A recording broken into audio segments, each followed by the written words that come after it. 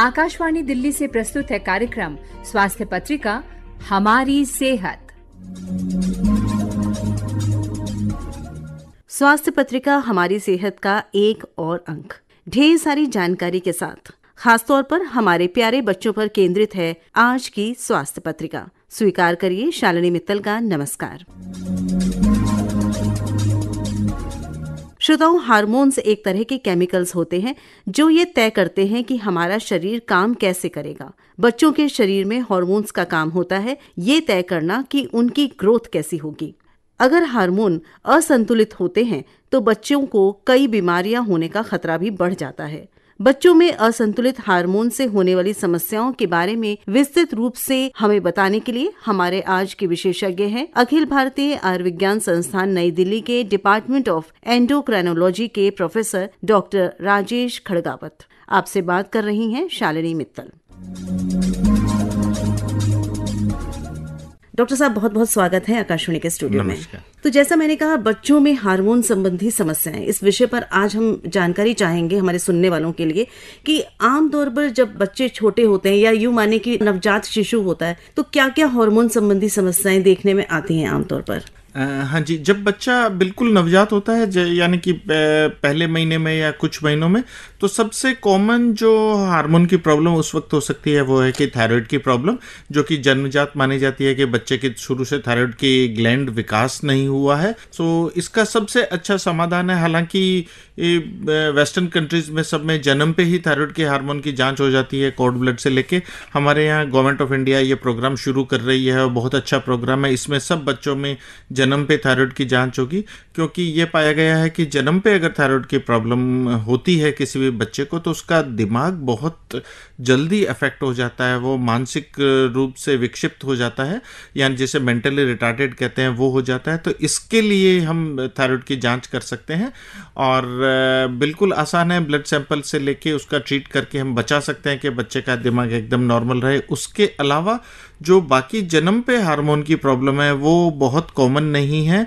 जैसे कुछ हार्मोन की प्रॉब्लम होती है कि ये उसमें ये पता लगाना मुश्किल होता है कि लड़का है या लड़की है, इस तरह की हार्मोन की प्रॉब्लम होती है, लेकिन वो बहुत रेयर है, कॉमन नहीं है। जी जी। तो जैसा आपने डॉक्टर साहब कहा कि थायराइड पाया जाता है नवजात शिशु में भी, तो कहीं ना कहीं हम ये माने कि थायराइड जन्मजात अगर बच्चे में है तो ये जेनेटिक्स से रिलेटेड है? हाँ जी, थायराइड जेनेटिक्स से रिलेटेड है। ये ऑटो इम्यून डिजीज है, क्योंकि इसमें थायराइड के अगेंस्ट, ग्लैंड के अगेंस्ट में एंटीबॉडीज बन जाती हैं, जिसकी वजह से थायराइड ग्लैंड में नुकसान होता है। और थायराइड किसी भी बच्चे को या किसी भी इंडिविजुअल को कभी भी हो सकता है। जन्म पे भी हो सकता है, उसको 6 महीने पे भी हो सकता है, साल पे भी हो सकता है, आगे चल के 10-11 साल या उसको 50 साल या 80 साल किसी भी उम्र में थायराइड की प्रॉब्लम हो सकती है। और बच्चों में अगर होती है कि नवजात में, जैसे हमने बात की कि इस तरह के लक्षण होते हैं, और अगर बच्चा 2-3 साल का है तो उसमें होता है कि उसकी लंबाई नहीं बढ़ती है, वजन बढ़ जाता है, कब्जी रहती है, खाना पूरा नहीं खाता है, अधिकतर टाइम सोया रहता है, एक्टिव नहीं रहता है, इस तरह के लक्षण होते हैं। और जैसे बच्चा स्कूल में जाना शुरू हो जाता है तो उसमें होता है कि अगर थायराइड हार्मोन कम बन रहा है तो उसकी स्कूल में परफॉर्मेंस कम हो जाती है, वो एग्ज़ाम जल्दी से पास नहीं कर पाता, उसकी मेमोरी अफेक्ट हो जाती है, क्योंकि इसका असर दिमाग के विकास पे पड़ता है, उसकी लंबाई नहीं बढ़ती है, वजन ज़्यादा होता है, बच्चा अधिकतर टाइम लेटा रहता है, खेलता नहीं है, उसकी आवाज़ भारी हो जाती है, स्किन ड्राई रहती है, कब्जी रहती है। इस तरह के लक्षण अगर होते हैं तो हमें थायराइड के बारे में एक बार जांच कर लेना चाहिए। जी जी। तो एक बहुत अच्छी बात आपने डॉक्टर साहब बताई कि जन्म के बाद थायराइड टेस्ट होना चाहिए। अगर हम नहीं करा रहे हैं तो ये एक चांस होता है कि बच्चे को थायराइड हो और आपको पता ही ना चले। और जैसा हम कहते हैं कि जितना जल्दी हमें समस्या का पता चलता है उतना ही जल्दी उसका समाधान हम कर सकते हैं। तो आपने सिम्टम्स बताए, तो अगर ये सिम्टम्स के साथ माता पिता आपके पास आते हैं बच्चे के साथ, तो क्या आप कंफर्मेटरी टेस्ट करते हैं और फिर कैसे ट्रीटमेंट किया जाता है, ये भी बताइए। हाँ जी, ये बिल्कुल जैसा मैंने कहा बिल्कुल आसान है। हम एक ब्लड टेस्ट करते हैं, एक ब्लड सैंपल लेते हैं, 2 ml ब्लड लिया और उसमें थायराइड का टेस्ट कर लेते हैं, जिससे हमें क्लियरली पता चल जाता है बिना किसी कन्फ्यूजन के कि थायराइड की प्रॉब्लम है या नहीं है। और ये ब्लड टेस्ट खाली पेट भी नहीं लेना है, कभी भी ले सकते हैं, दिन में रात में किसी भी वक्त लेके कर सकते हैं। और अगर उसमें थायराइड की मात्रा हमें पता चलता है कि हाइपोथायराइडिज्म है और हार्मोन कम है तो हम तुरंत ट्रीटमेंट शुरू कर देते हैं। ट्रीटमेंट बहुत आसान है, एक टैबलेट आती है जो कि बहुत ही सस्ती टैबलेट है, जिसका रोज का खर्चा 50 पैसे या 75 पैसे ऐसा है, वो टैबलेट खाली पेट सवेरे उठते ही बच्चे को देनी होती है और उसके बाद बच्चा एकदम नॉर्मल लाइफ लीड कर सकता है। और एक बार हमने टैबलेट शुरू कर दिए तो शुरू के 3-4 महीनों में हमें बार बार चेक करना होता है, और एक बार अगर थायराइड हार्मोन नॉर्मल हो जाता है तो फिर हम 3 महीने में एक बार चेक कर सकते हैं जब तक बच्चा ग्रो कर रहा है, और उसके बाद साल में एक बार चेक कर सकते हैं। तो थायराइड का इलाज बहुत आसान है, मुश्किल नहीं है और बिल्कुल भी महंगा नहीं है, आसानी से दिया जा सकता है। लेकिन एक बार हमने शुरू कर दिया तो हमें ये जानना होगा कि ये लाइफ लॉन्ग इलाज है। बच्चा जब तक रहेगा, इंडिविजुअल रहेगा, जब तक सांस चलेगी तब तक हमें इलाज बराबर देना पड़ेगा, हम बीच में बंद नहीं कर सकते। ठीक नहीं हो सकता है ये, मैनेज किया जाएगा इसको। क्योर नहीं होता है, इसको हम मैनेज कर लेते हैं और इससे जो हार्मोन नहीं बन रहा है हम बाहर से देते हैं तो उसमें ज्यादा दिक्कत नहीं रहती है और एकदम नॉर्मल लाइफ लीड करता है। पर रेगुलर चेकअप्स कराने पड़ते हैं? शुरू के टाइम में जब तक बच्चा ग्रो कर रहा है हमें बार बार चेक करवाना है, लेकिन एक बार बच्चे की जैसे ग्रोथ पूरी हो गई है, 15-20 साल का हो गया, तो साल में एक बार थायराइड हार्मोन की जांच करवाना जरूरी है और उससे हमें पता चलता रहे कि दवाई की मात्रा जो दे रहे हैं वो सही दे रहे हैं नहीं दे रहे हैं। जी जी, एक और बहुत जरूरी होता है डॉक्टर साहब, जब हम बच्चों की बात करते हैं ग्रोथ, तो अगर किसी बच्चे की ग्रोथ सही नहीं है, चाहे मेंटल हो चाहे फिजिकल हो, तो थोड़ा सा अलार्मिंग हो जाता है पेरेंट्स के लिए। तो एक तो कारण आपने बताया है कि थायराइड भी इसका एक कारण हो सकता है, क्या और भी कोई ऐसा हार्मोन होता है जैसे एंडोक्राइन सिस्टम में, जैसा आप लोग जो इसके लिए रिस्पॉन्सिबल होता है और जिसके लिए सचेत होना चाहिए? हाँ जी बिल्कुल। जी जी। दूसरा, जैसे बच्चे की ग्रोथ होती है, ग्रोथ का मतलब हम फिजिकल ग्रोथ से बात कर रहे हैं कि जैसे जैसे एज बढ़ती है बच्चा लंबा होता है, उसकी लंबाई बढ़ती है, सो ये लंबाई के लिए जरूरी है कि थायराइड हार्मोन ठीक होना चाहिए। सो इसके लिए केवल थायराइड हार्मोन ही जिम्मेदार नहीं, दूसरा बड़ा जो हार्मोन है वो ग्रोथ हार्मोन है, जो कि हमारे दिमाग में पिट्यूटरी ग्लैंड होती है, वहां से सिक्रीट होता है, और ये ग्रोथ हार्मोन है जो बच्चे की लंबाई बढ़ाता है। अगर ग्रोथ हार्मोन के सिक्रीशन में किसी भी तरह की कोई कमी रहती है, पूरा सिक्रीट नहीं हो पाता है, तो बच्चे की लंबाई बढ़नी बंद हो जाती है, बच्चा छोटा रह जाता है, जैसे हम कहते हैं कि बच्चा बोना हो गया है। सो इसको भी हम आसानी से डायग्नोस करके इसका इलाज शुरू कर सकते हैं और बच्चा एकदम से वापस ग्रो होना शुरू हो जाता है और ऐसे लंबाई बढ़ती है बच्चे की जैसे लगता है कि खींच के लंबा कर दिया है। यहाँ यह भी जानना जरूरी है कि ग्रोथ हार्मोन की कमी के अलावा और भी कारण हो सकते हैं कि जिनसे बच्चे की ग्रोथ नहीं बढ़ रही है। अगर बच्चे को किसी भी तरह की कोई बीमारी है, जैसे बच्चे में खून की कमी है या पेट में कीड़े हैं या किसी भी तरह का इन्फेक्शन है, छाती का इन्फेक्शन है, पेशाब का इन्फेक्शन है, और या किसी भी ऑर्गन की, किसी भी लीवर, किडनी की, हार्ट की किसी भी तरह की बीमारी है, तो बच्चे की ग्रोथ पे फर्क पड़ जाता है। क्योंकि जो शरीर में एनर्जी होती है वो लिमिटेड होती है, तो वो एनर्जी यूज हो जाती है उस बीमारी से लड़ने में, तो ग्रोथ के लिए बचती नहीं है, इसलिए ग्रोथ डिले हो जाती है। सो इसमें सबसे जरूरी है कि अगर बच्चे की लंबाई नहीं बढ़ रही है तो हमें ये पता करें। आमतौर पे हम माता पिता को ये बताते हैं कि 4 साल के बाद आप हर बर्थडे के दिन बच्चे को नाप लीजिए कि उसकी लंबाई कितनी है, और हर बच्चा कम से कम 5 सेंटीमीटर 1 साल में बढ़ना चाहिए। अगर वो 5 सेंटीमीटर नहीं बढ़ता है तो थोड़ा सा ये चिंता का विषय है और इसमें नजदीकी डॉक्टर से एक बार, या बच्चों के जो डॉक्टर उनसे कंसल्ट करना पड़ेगा। उनके लिए आसान है, वो ग्रोथ चार्ट्स आते हैं, उन पे लंबाई लगा के देख लेते हैं कि ये बच्चा ग्रो कर रहा है नहीं कर रहा। तो उन माता पिता के लिए जरूरी है कि जिनके बच्चे अभी ग्रो कर रहे हैं 4 साल के बाद, हर साल आप नाप लीजिए। 5 सेंटीमीटर से ज़्यादा बढ़ता है तो बहुत अच्छी बात है, आपको तुरंत कंसल्ट करने की ज़रूरत नहीं है। लेकिन अगर 5 सेंटीमीटर आपका बच्चा 1 साल में नहीं बढ़ा है तो थोड़ा सा चिंता का विषय, आप अपने चिकित्सक से सलाह ले लें। जी, तो ये तो आपने लंबाई की बात की डॉक्टर साहब, आपने ये भी कहा कि उनको जब हम सही दवाई दे देते हैं तो लंबाई बढ़ जाती है, तो किस उम्र तक बढ़ सकती है, ये भी एक प्रश्न है। हाँ, कि वो कभी भी आपके पास आए तो ये समस्या का समाधान पा सकते हैं या कुछ उम्र तक ही हो सकता है? हाँ जी बिल्कुल, बहुत अच्छा सवाल है कि किस उम्र तक बच्चों की लंबाई हम बढ़ सकती है कि हम उसमें जांच करें, इलाज करें, लंबाई बढ़ जाएगी। ये डिसाइड होता है, उसकी उम्र से नहीं डिसाइड होता है, ये डिसाइड होता है कि उसके शरीर का डेवलपमेंट किस स्टेज में। डेवलपमेंट से मतलब उसका सेक्सुअल डेवलपमेंट है कि एक लड़का है वो आदमी बन रहा है या एक लड़की है वो औरत में कन्वर्ट हो रही है, और जैसे ही उनका ये डेवलपमेंट पूरा हो जाता है उनकी लंबाई बढ़नी बंद हो जाती है। सो आमतौर पे कहते हैं कि एक लड़की की जो लंबाई बढ़ती है वो 14-15 साल के बाद बढ़नी बंद हो जाती है और लड़के की 16 से 17 साल के बाद बढ़नी बंद हो जाती है। ये एक आम तौर पे एक एज है, लेकिन अगर डेवलपमेंट जल्दी शुरू हुआ है तो जल्दी भी बंद हो सकती है और डेवलपमेंट लेट शुरू हुआ है तो लेट भी बंद हो सकती है। सो ये एक रफ कट ऑफ है जिसके बाद लंबाई यूजुअली नहीं बढ़ती है। जी, तो आपने थायराइड बताया, ग्रोथ हार्मोन्स के बारे में बताया, क्या बच्चों को जन्म से डायबिटीज भी हो सकते हैं? बिल्कुल, बच्चों को डायबिटीज भी हो सकती है। हालांकि ये केसेस बहुत कॉमन नहीं है।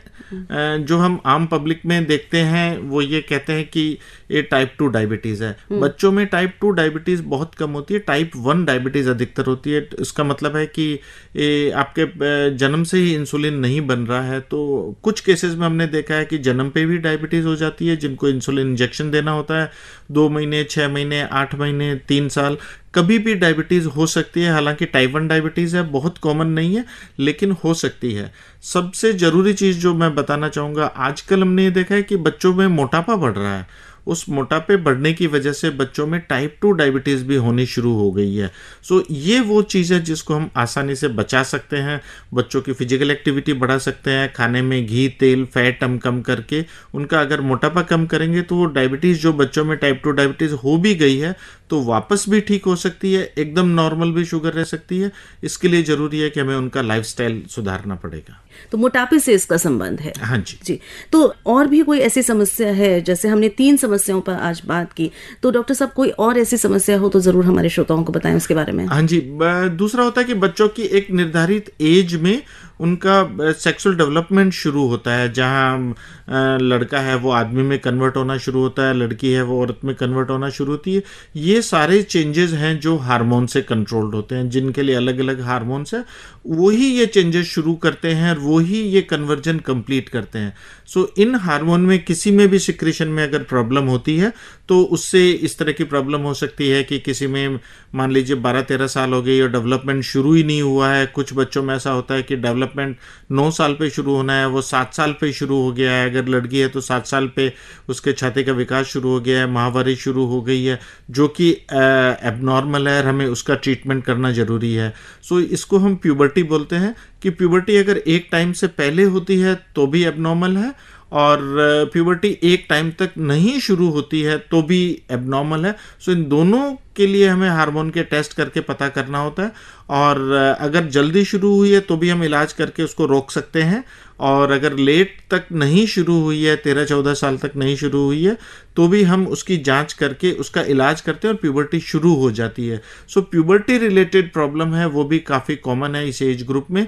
और जैसे मोटापा बढ़ रहा है बच्चों में तो उसका नतीजा यह है कि बच्चों के प्यूबर्टी डेवलपमेंट पे भी फ़र्क पड़ रहा है। लड़कियों में देखा गया कि अगर लड़कियों का वजन ज़्यादा है प्यूबर्टी शुरू होने के टाइम पे तो उनको प्यूबर्टी जल्दी शुरू हो जाती है, 6 महीने जल्दी शुरू हो जाती है। कि 9 साल पे शुरू होने तो 8 साल पे ही शुरू हो जाती है। इसके विपरीत लड़कों में देखा गया कि अगर वो मोटे हैं तो प्यूबर्टी उनमें लेट शुरू होती है। सो इस तरह की प्रॉब्लम है जो कि हार्मोन से गवर्न होती है, इसका हम आसानी से पता करके इलाज कर सकते हैं। जी जी, बहुत इंपॉर्टेंट बात डॉक्टर साहब आपने बताई। और प्यूबर्टी एक ऐसी उम्र होती है, किशोर अवस्था, जब बहुत हार्मोन्स का बदलाव होता है और ये भी कहें कि एक वेव, एक फ्लड होता है शरीर में हार्मोन्स का, तो उस समय बहुत ध्यान रखने की ज़रूरत है। एक तो बचपन में जो हमने बात की और एक प्यूबर्टी पे, तो ज़रूर एक ऐसी समस्या है जिस पर हमें विस्तार से बात करनी होगी। तो ज़रूर हम अगले कार्यक्रम में आपके साथ इस विषय पर बातचीत करेंगे, हमारे श्रोताओं को इसके बारे में विस्तार से बताएंगे। आज हम अपने कार्यक्रम में इतना ही ले रहे हैं कि हार्मोन की जो समस्या है बच्चों में, जो छोटे बच्चों में टिल प्यूबर्टी क्या क्या होती है। एक चलते चलते और सवाल दिमाग में आ रहा है डॉक्टर साहब कि आपने बोला कई समस्याएं इसमें जो हमने बात की वो जन्म से भी हो सकती हैं, तो क्या कुछ ऐसी प्रिकॉशंस, ऐसी सावधानी गर्भवती महिला ले सकती है, चाहे खान पान की हो, चाहे एक्सरसाइज हो या कुछ भी और हो, जिससे कि इस तरह के चांसेस को कम किया जा सके? सबसे पहले तो गर्भवती महिला को ये जानना जरूरी है कि जब वो प्रेग्नेंट है तो उन्हें ऐसी दवाइयाँ बिल्कुल नहीं लेनी है, ऐसा कोई इलाज जिसकी सेफ्टी प्रूव नहीं है। हो सकता है कि इसमें से कुछ, जैसे मान लीजिए कुछ चूर्ण या पुड़िया लें जिनका कुछ पता नहीं है, उनमें हार्मोन की दवाइयाँ मिली हुई है, तो वो बच्चे के लिंग पे असर कर सकती है, बच्चे का ऐसी स्थिति पैदा कर सकती है कि जिसमें हमें पता नहीं हो लड़का है या लड़की है। सो अवांछित दवाइयाँ हैं वो बिल्कुल नहीं ले, साधारण खाना खाएं और रेगुलर फिजिकल एक्टिविटी करें ताकि प्रेगनेंसी में हम डायबिटीज़ होने का खतरा कम कर सकें। और बाकी जो हार्मोन रिलेटेड प्रॉब्लम्स हैं वो बहुत ज़्यादा बदलाव इससे खाने पीने से या फिजिकल एक्टिविटी से नहीं होता है। अगर डायबिटीज़ मदर को नहीं है तो एकदम बच्चे पर एकदम नॉर्मल रहेगा। जी, तो आज हमने बात की हार्मोनल इश्यूज इन चिल्ड्रन, यानी बच्चों में हार्मोन संबंधी समस्याएं कौन कौन सी हो सकती हैं, कैसे इनको पहचान कर इनका इलाज कराया जा सकता है। हमारे साथ स्टूडियो में रहे डॉक्टर राजेश खड़गावत। आप प्रोफेसर हैं department of endocrinology, Akhil Bharatiya Ayurvigyan संस्थान नई दिल्ली में। तो बहुत बहुत धन्यवाद डॉक्टर साहब, आप स्टूडियो में आए और इतनी महत्वपूर्ण जानकारी आपने हम तक और हमारे श्रोताओं तक पहुंचाई। बहुत बहुत धन्यवाद। बच्चों में हार्मोन संबंधी समस्याओं पर अभी आप जानकारी प्राप्त कर रहे थे अखिल भारतीय आयुर्विज्ञान संस्थान नई दिल्ली के डिपार्टमेंट ऑफ एंडोक्राइनोलॉजी के प्रोफेसर डॉक्टर राजेश खड़गावत से। आपसे बात कर रही थी शालिनी मित्तल। आप सुन रहे हैं कार्यक्रम स्वास्थ्य पत्रिका हमारी सेहत। अच्छा मानसिक स्वास्थ्य समग्र स्वास्थ्य के लिए महत्वपूर्ण है। मानसिक तनाव के लंबे समय तक संपर्क में रहने से कई तरह की बीमारियों की संभावना बढ़ जाती है। बच्चों में होने वाली मानसिक समस्याएं, उनके लक्षण, निदान और होम्योपैथी से उपचार की विधि के बारे में आइए जानकारी प्राप्त करते हैं। विशेषज्ञ हैं होम्योपैथी विशेषज्ञ डॉक्टर BL मीना। भेंट करता है श्वेता शर्मा। बच्चे तो बच्चे ही होते हैं। बच्चों में समस्याएं और मानसिक बीमारी में क्या अंतर है और इसका क्या इलाज होता है, यही जानने के लिए आज हम बात करेंगे डॉक्टर BL मीना, जो होम्योपैथी स्पेशलिस्ट हैं। बच्चों में मानसिक बीमारी का पता लगाना मुश्किल हो सकता है, लेकिन नामुमकिन नहीं। डॉक्टर साहब, आपका बहुत बहुत स्वागत है। सर, सबसे पहला हमारा सवाल है कि आखिर बच्चों में मानसिक बीमारी कितने तरह की होती है? मैडम, मैं ये बताना चाहूंगा कि WHO की रिपोर्ट के अनुसार विश्व भर में 10 से 20% बच्चे और बड़े लोग मानसिक बीमारी से ग्रस्त हैं। आप इंडिया में देखेंगे तो लगभग 20 करोड़ और मोर देन 20 करोड़ से अधिक मानसिक बीमारी से लोग ग्रस्त हैं। अब आपने पूछा कि कितने प्रकार की बीमारियां होती है, तो इसमें आप देखेंगे कि anxiety, depression, ADHD, OSD, OCD, post traumatic stress disorder, bipolar disorder, phobia, जिसमें बच्चों में वो शक करने लगते हैं, उनमें कई तरह के डर पैदा हो जाते हैं। इस तरह की बहुत सारी बीमारियां हैं जिसकी वजह से वो हकलाने भी लगते हैं क्या? बिल्कुल बिल्कुल, हकलाने भी लगते हैं, स्कूल जाने से भी डरने लगते हैं। कई तरह की बीमारियां हो सकती हैं, क्योंकि बच्चे अक्सर शोर मचाते हैं या पेट का दर्द, सिर दर्द ये रहता है, स्कूल नहीं जाना, इस तरह की शिकायत करते हैं। क्या ये सारी चीजें ये सारे मैं आपको इसमें जो सिम्टम्स बताएंगे उसमें आप जानोगे कि हम कैसे पहचाने बच्चों में मानसिक बीमारी को, कैसे पहचाने। आप देखेंगे कि बच्चों में व्यवहारिक परिवर्तन आने लगता है। वो अब उनका जो व्यवहार है वो बात में गुस्सा करने लगते हैं, अपने आप को वो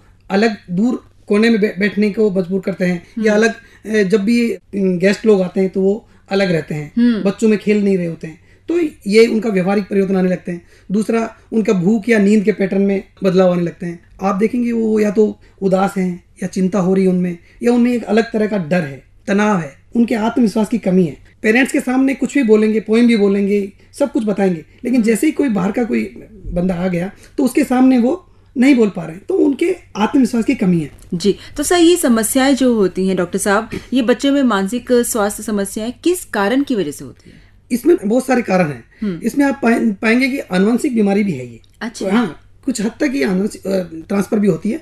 इसके अलावा मस्तिष्क का जो डेवलपमेंट अगर ठीक से नहीं होता है, नींद अगर प्रॉपर नहीं ले रहे हैं, खान पान उनका ये है। दूसरा, एक ट्रोमा एक बहुत बड़ा कारण है। ट्रोमा में हमें मालूम ही नहीं चलता कि बच्चे को कब ट्रोमा अंदर इंजरी वो भावनात्मक इंजरी भी हो सकती है। अच्छा। आपकी शारीरिक इंजरी भी हो सकती है, जिसके कारण से बच्चों में ये मानसिक बीमारी हो सकती है। परिवार में कई ऐसी गतिविधियां होती हैं, पेरेंट्स के बीच में अच्छे रिश्ते नहीं चल रहे, रिलेशन नहीं चल रहा, उनके बीच में झगड़े हो रहे हैं। बच्चों में देखो, अब स्कूल गोइंग जो बच्चे हैं उनमें साइबर बुलिंग हो जाती है, उनमें झगड़े हो जाते हैं। दूसरा, आप सोशल मीडिया का इसमें बहुत बड़ा रोल है। सोशल मीडिया हम पाएंगे कि बच्चे सोशल मीडिया के साथ में बहुत ज़्यादा जुड़े होते हैं। पेरेंट्स भी क्या करते हैं कि उनको बच्चों को अपना मोबाइल दे दिया और माएँ जो हैं वो अपना काम में लग गई, पेरेंट्स भी, फादर भी उसकी तरफ ध्यान नहीं देते हैं।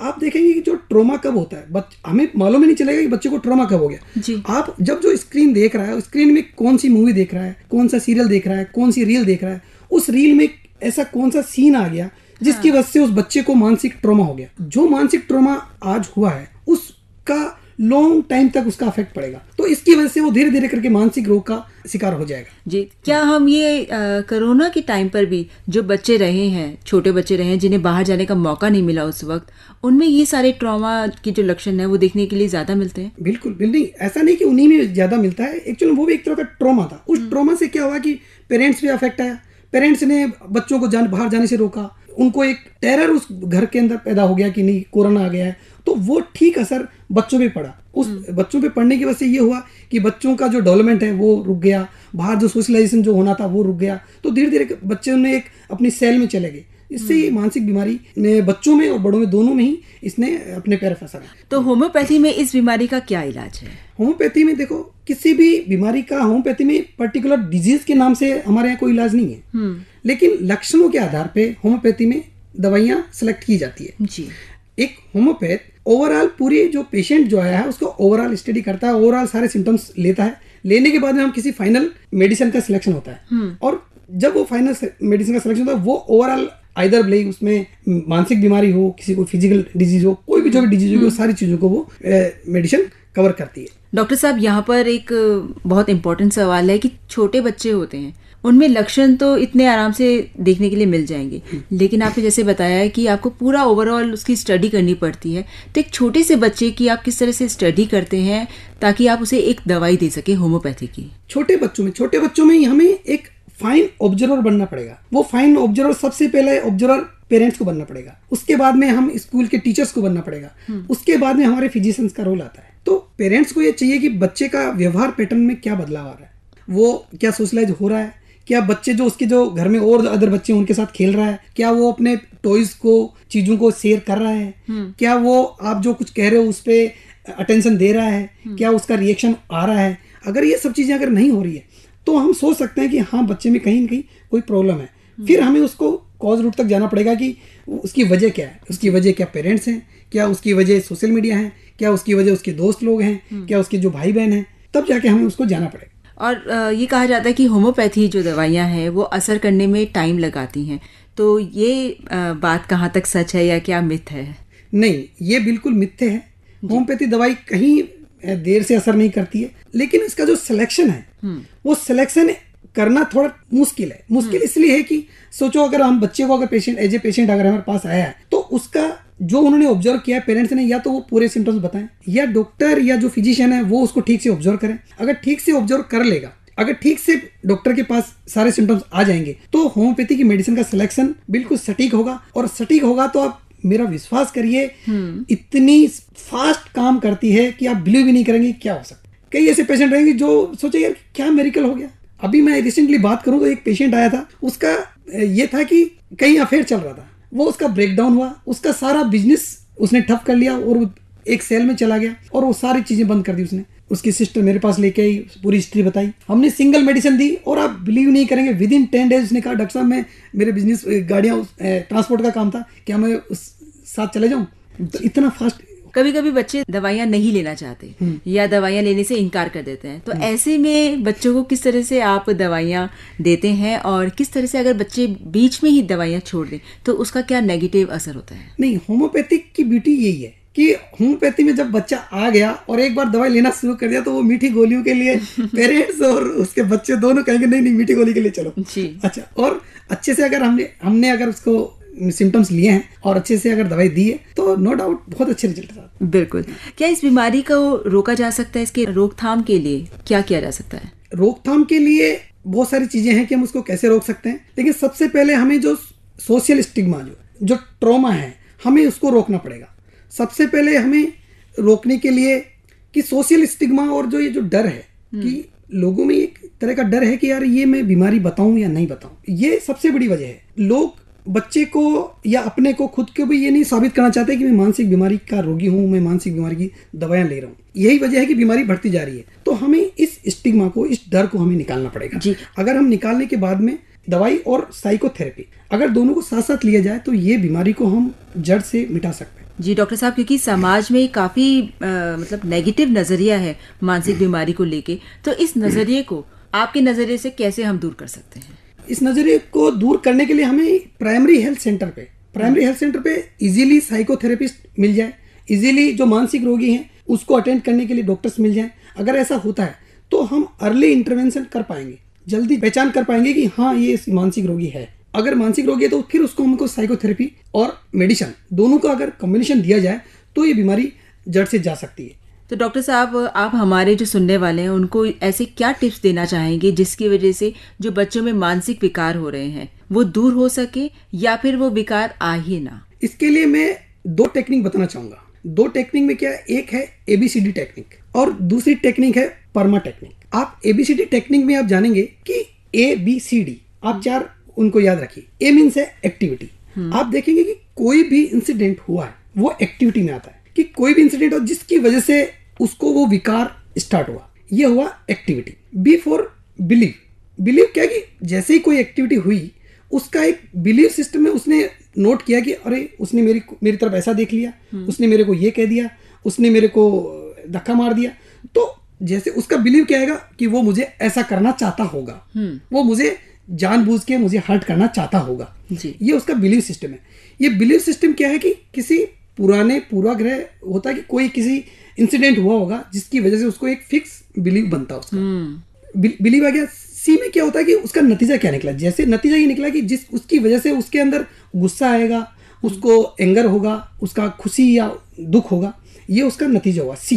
डी में क्या होगा कि हमें इन तीनों चीजों के बाद में हमें अपने आप को, जो पेशेंट है या डॉक्टर है वो उसको सलाह देगा कि आप उन तीनों चीजों पे एक क्वेश्चन मार्क लगाइए कि जो मेरा जो बिलीव सिस्टम था उससे अलग एक दूसरा पार्ट भी तो हो सकता है जी। हो सकता है आपने उसको स्माइल दी, उसने आपको देखा ही नहीं होगा, इसलिए उसने इग्नोर किया होगा जी। तो हमें जो डी पार्ट है, डी पार्ट पे काम करना पड़ेगा। अगर डी पार्ट में काम करेंगे तो हमारा ये जो मानसिक विकार है वो कम होंगे। दूसरी टेक्निक में परमा की बात कर रहा था। परमा in the sense, P in the sense positive emotions. हमें पॉजिटिव इमोशंस पे काम करना पड़ेगा कि जो हमारी खुशी के पल थे उन पे हमें काम करना है, उन्हीं के बारे में हम सोचेंगे, अच्छी भावना को सोचेंगे तो हमें एक पॉजिटिव भावना आएगी, हमें खुशी का इजहार होगा। दूसरा ई का मतलब एंगेजमेंट। एंगेजमेंट मतलब कोई भी पल हो जो आपका वर्तमान है उसके अंदर आप एंगेज रहिए। खेल रहे हो तो जी भर के खेलिए, फ्लो में खेलिए, इसी पल में रहिए, इसी पल में रहें, जी भर के खेलिए आप। दूसरा कोई काम कर रहे तो जी भर के अच्छे से काम करिए। आर मतलब रिलेशन